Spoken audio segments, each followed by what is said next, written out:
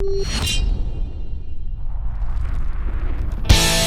today's tier list, I'll be ranking all 64 Red Tome units from S all the way down to Don't, based on how well they can use Rearmed Ophelia's new Arcane Eclipse weapon.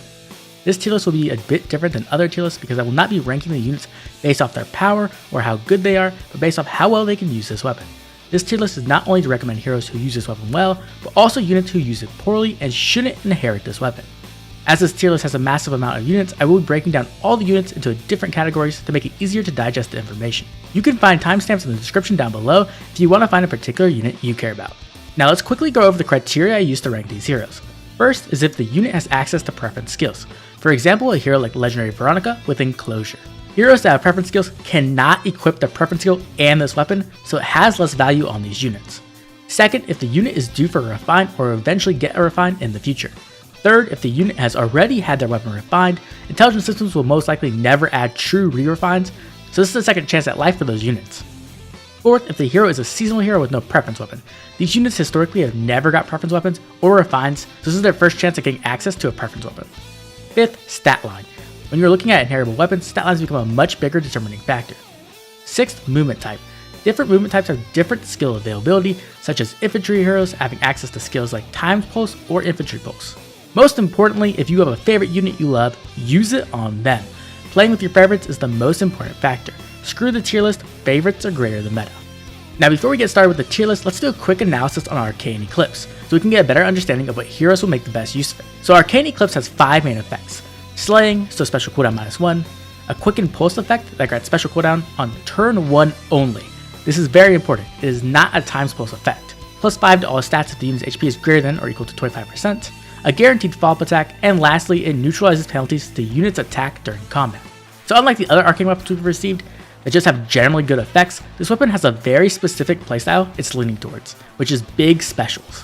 This weapon can instantly pre-charge 2 cooldown specials on turn 1, which is cool, but its real power is how easy it can make it to charge up even bigger specials like AoEs, Iceberg, Glacies, etc. So now that we understand that, we can figure out which stats are most important when it comes to this weapon itself. Now there are 2 major indicators in the weapon. First, it grants a guaranteed follow-up attack, which means even slower units can double with this weapon. Secondly, it neutralizes penalties to the unit's attack stat during combat. So essentially the most important stat when it comes to this weapon is going to be attack. Not only is this the stat that is going to allow for the most damage, but it's also the stat that is directly tied to some of the more powerful specials we are looking to spam, like AoEs or even Draconic Aura or Dragon Fang. Now the second major stat is interesting because either resistance or defense can work. We have identical specials for both at 3 cooldown and 4 cooldown, in the form of Iceberg, and Glacies, and Bonfire, and Ignis. But if you analyze the overall stat lines for all red mages in the game, you'll find a majority of them are resistance heavy, meaning Iceberg and Glacies will typically perform better. This is all backed up by the fact we are heading into a resistance meta, so having a good resistance stat is going to matter more and more. The last stat we have to discuss is speed. Speed is a very good stat even with a guaranteed follow-up attack because of the speed check between follow-up denial and guaranteed follow-up attacks. But it isn't as important when it comes to this weapon, because there are no inheritable speed-based specials for mages. Remember, I'm not saying that speed is bad with this weapon, I'm just saying it's not the focus. The other major variable I have to discuss is movement types, as they do restrict the skills heroes can equip, and that is a big deal with this arcane weapon. By far the best users of this weapon are going to be infantry heroes. Infantry heroes get access to a ton of powerful and almost necessary skills for this weapon to perform at full power. Those skills are going to be Times Pulse, Infantry Pulse, and Special Spiral 4. Times Pulse and Infantry Pulse are going to be easy ways to charge up those powerful specials like AoEs, Iceberg, or Glacies. While Special Spiral 4 is going to fulfill some major roles. First, it's going to recharge your big specials so you can continually spam them, which is very powerful, but secondly, it's going to offer damage reduction piercing, which is massive. The combination of Hardy Fighter and damage reduction has been the one thing really holding back mages for a long time now, but Special Spiral 4 can remove that problem, which is honestly going to cause a major meta shift. This is easily one of the best skills in the entire game right now, and the fact that cavalry and flying heroes can't use it is going to hold them back a ton. When it comes to pre-charging specials, there are other ways to do it for other movement types, but it will require outside support like Dual Crom, Asker, Pence, or even like Legendary Hector. With all that said, let's finally jump into the first tier list. Our first tier list is going to be for heroes who have preference skills. Remember, you cannot equip arcane weapons and preference skills at the same time, so this holds a lot of these heroes back. As you can see, I wouldn't recommend giving this weapon to a single one of them. Legendary Veronica has a way better weapon with a ridiculously powerful preference special. Plumeria could technically use it to be a more offensive dancer, but then you're giving up all the support her weapon and PRF dance offers, so in my opinion, it's not worth it. And then lastly, Legendary Alina could use it if you want to use a different AoE special, but you are giving up Hardy Bearing, which can be a big downside. Let's move on to the heroes who have not been refined yet. Now there are a lot of powerful options in this group of heroes, but let's start off with the don't tier. Ninja Camilla is stupidly good. She doesn't want this weapon in the slightest. On the other hand, Thief Layla doesn't gain much from this weapon and completely loses her unique niche of being a Kanto mage. Next tier up we have heroes who already have good weapons. This weapon could be a side grade essentially, allowing them access to a different playstyle, but in all honesty, it's probably not worth it. Most of these heroes have great weapons, and the couple heroes who could use it in upgrade like Dancing Ishtar really don't make good use of this weapon due to their stat line. Now let's jump up into B tier. In B tier we have two powerful duo dancers. First we have Duo Sigurd, who can make great use of this weapon. It's a cool way to allow Sigurd to pack a punch as a dancer with either a pre-charged Rupture Sky or even an Iceberg if you're using Quick Impulse. He does lose some of his tankiness against mages, but you really shouldn't be allowing him to get hit either way, so it shouldn't be much of a difference. Then we have Harmonic Dorothea, who has a great offensive stat line. This weapon can be a great option if you want to use Dorothea in combat more, instead of having her fully committed to support with her Omni Chill weapon. In A tier we have our first group of infantry mages. These heroes can all make great use of this weapon. They have solid attack and resistance stats, so they can run all kinds of fun builds like AoEs or bigger special spam. Azel is more of a speedy unit, so you are going to want to use a bit of a different build, as he isn't going to be the best user of the typical builds for this weapon. But now let's talk about some of the best users of this weapon. Arguably, the very best user of this weapon, in my opinion, is going to be Fallen Julia. Julia has a perfect stat line for this weapon that allows her to have a ridiculous amount of power no matter which of these builds you are using. Her massive attack stat can allow her to lean into AoEs, while her massive resistance stat can allow her to throw out icebergs that can add up to 39 additional damage, or you can use Glacies and that adds a whopping 62 additional damage. And because of the power of Special Spiral 4, the damage can't be reduced by normal damage reduction. Now something to note is that it can be reduced by Hardy Fighter or Guard-like reflexes. That's why the second build I'm showing is made to have Glacies hit on the second attack, when the defensive special shouldn't be up. Now Kyria has a very close stat line to Fallen Julia, but just stacks a bit more defense. Then we have some fast run mages like Lysithea and Nyx.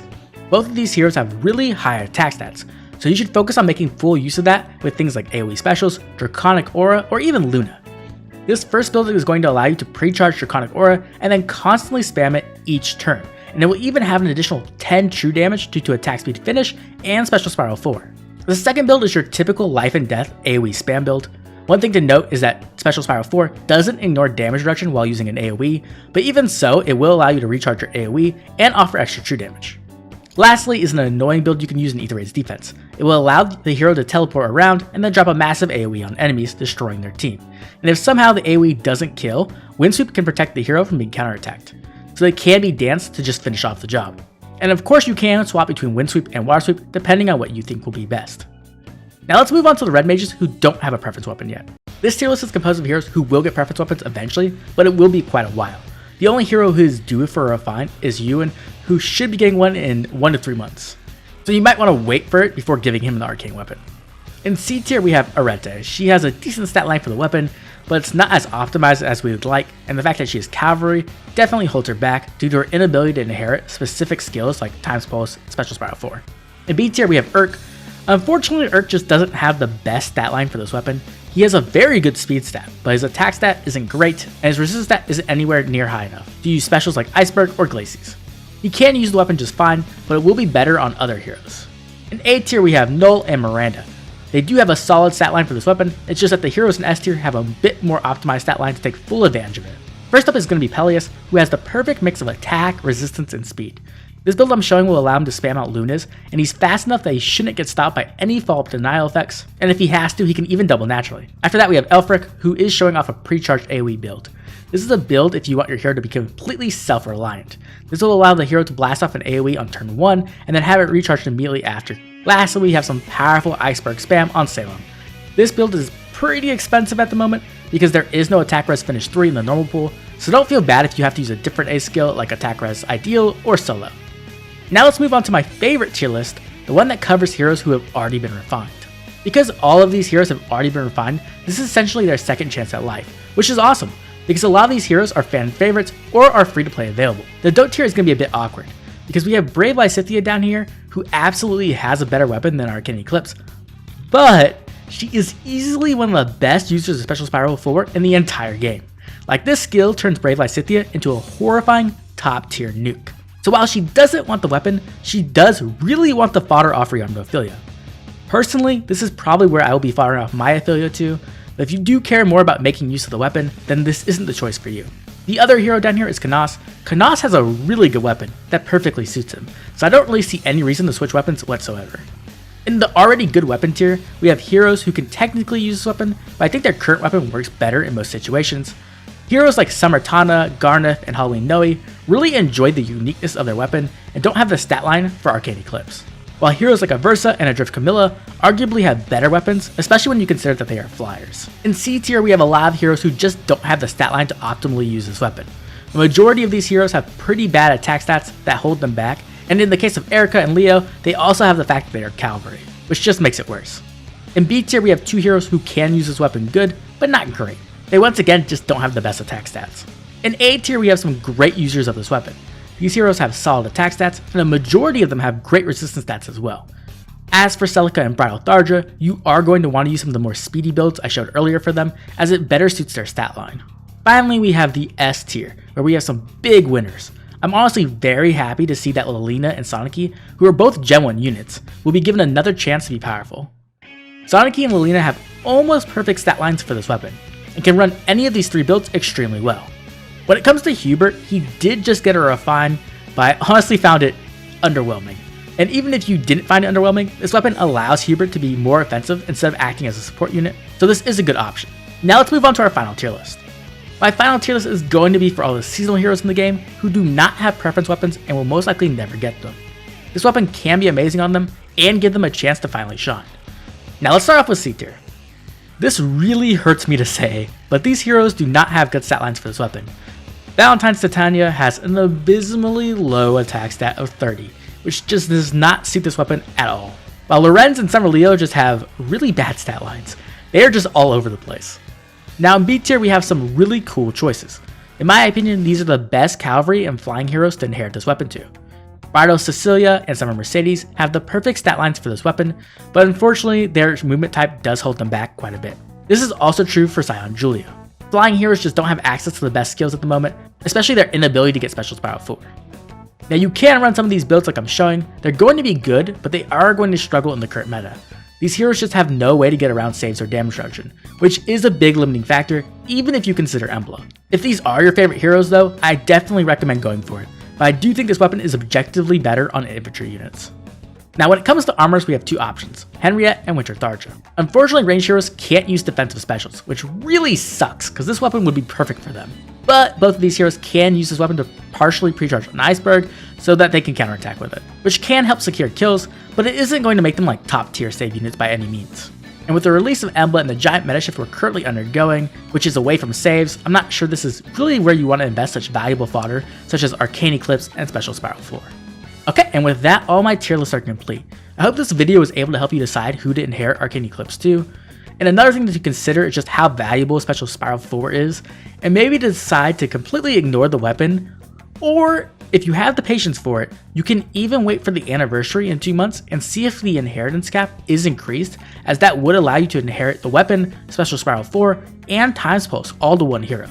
Personally, that's what I'll be doing. If you haven't had the chance yet, go check out my Intelligent Systems favorite and most hated game in the top left. And if you enjoyed the video, like and subscribe. This has been Oblivion, I'll catch y'all later.